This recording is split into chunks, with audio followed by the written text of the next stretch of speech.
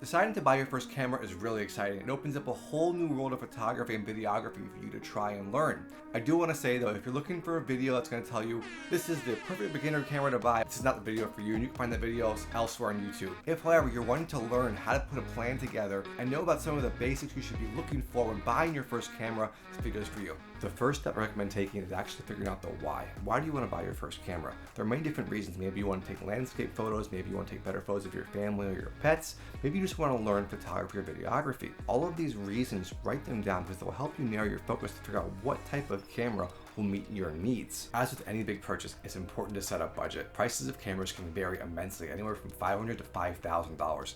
Remember, this is your first camera, so there's no point in going overboard, especially when you're buying a camera to learn on. You can always upgrade your camera in the future, so it's important that you set your budget and stick to it. Now that you've figured out the why as well as your budget, this will make it easier to start narrowing down your focus on which options to consider. The next thing you should look at are camera sensor types. There are 3 different sensor types you can choose from: a full frame, APS-C, or micro four thirds. The main difference of these 3 is their actual sensor size, full frame being the largest. Now APS-C and micro four thirds sensors are considered crop sensors. APS-C sensors have a 1.5 times crop, whereas micro four thirds have a 2 times crop, meaning that the sensor in APS-C is 1.5 times smaller than full frame, and a micro four thirds is 2 times smaller than the full frame. Even though full frame cameras tend to have better low light performance as well as higher dynamic range due to their sensor size, these advantages don't make that much of a difference for beginners. APS-C micro four thirds cameras are typically more than enough for a beginner photographer or videographer. And actually, micro four thirds and APS-C sensor cameras, they have advantages over full frame.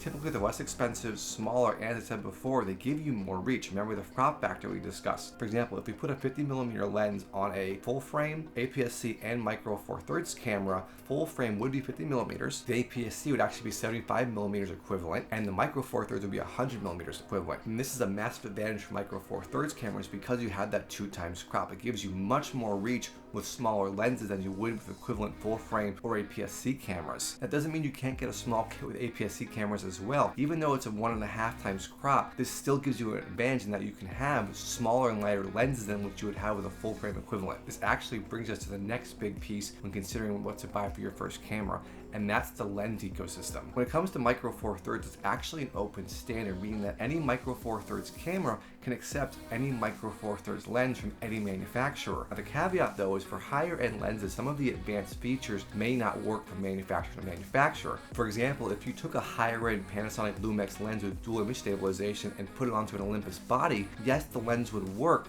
However, the dual image stabilization on the lens would not work with the Olympus body, whereas APS-C and full frame mounts vary depending on the manufacturer. This can unfortunately lead to there only being a limited number of lenses for a camera system such as the Canon RF right now. However, this isn't always the case. For example, Sony E-mount cameras have a large selection of first-party and third-party E-mount lenses that you can use with the cameras. So it's really important when you're picking out a camera body to ensure you're also checking what lenses are available for that camera system. You can start narrowing down your focus and figuring out what options work best for you. When doing your research, places like YouTube are a great place to start because there's just so many videos from many different creators going over different cameras and their capabilities and what they're best used for. I'd also recommend though going to photography gear focused forums like dpreview.com. Once you've narrowed down your search to what camera or cameras you're considering to buy, I recommend going to your local camera shop or tech store and trying out the cameras. You can even go a step further and rent the camera or cameras you're considering along with a couple lenses to try it out for a few days. You can take some photos, some video, get comfortable with the camera, see if it's the right camera system for you. There are multiple rental companies like this. One off the top of my head is lensrental.com, where you can rent cameras and lenses and have them shipped to you and try them out. Now the last step in the process is to decide, do you want to buy new